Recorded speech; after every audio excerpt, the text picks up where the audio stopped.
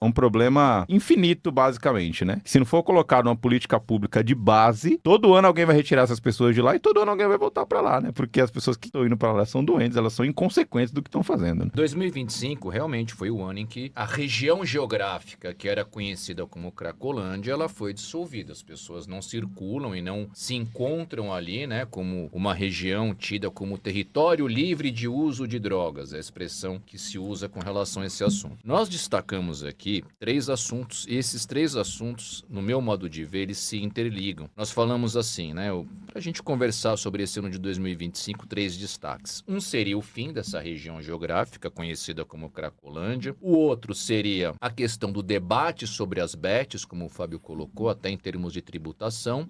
E o terceiro seria uma não novidade, pelo menos no meu modo de ver. A permanência da ausência de políticas de esclarecimento junto aos jovens, junto às crianças, como o Miguel colocou. E por que eu acho que esses 3 temas eles se interligam? Porque quando a gente fala do fim da Cracolândia, você pode até decretar o fim de uma região geográfica. Você pode jogar bomba de gás lacrimogênio lá e as pessoas saírem. Mas basta olhar pelo território da cidade de São Paulo que nós veremos aglomerações de pessoas no último estágio da dependência química, numa situação muito complicada.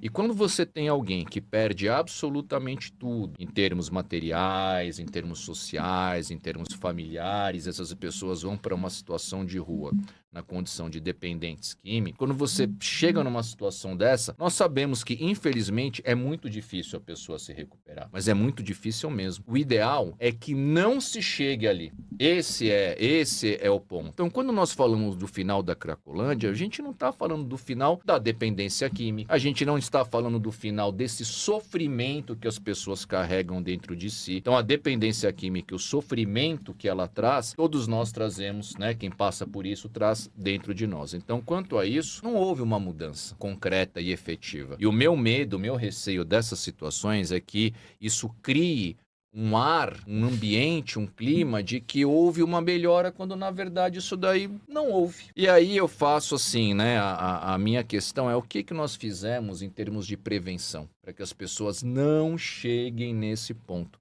Muito pouco, ou né, quase nada.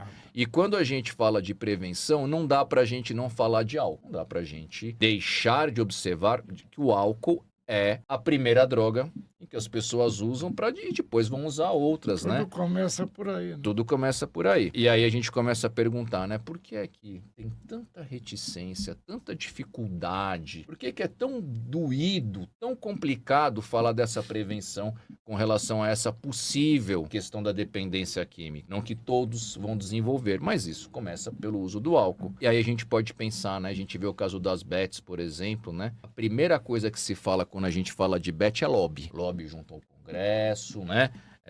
Lobby junto aos deputados, aos senadores. Então, assim, essas coisas, elas têm um porquê. Não é tão caótico assim. Então, com relação à questão da dependência química, com relação à questão da Cracolândia, para mim, não que eu seja favorável, né, à existência daquela região, mas eu acho que a extinção daquele espaço de uso de drogas ilícitas está muito, mas muito longe do real enfrentamento do problema, que é o reforço, a implantação de políticas públicas de prevenção. Enquanto isso não for uma prioridade, nós vamos ficar enxugando gelo.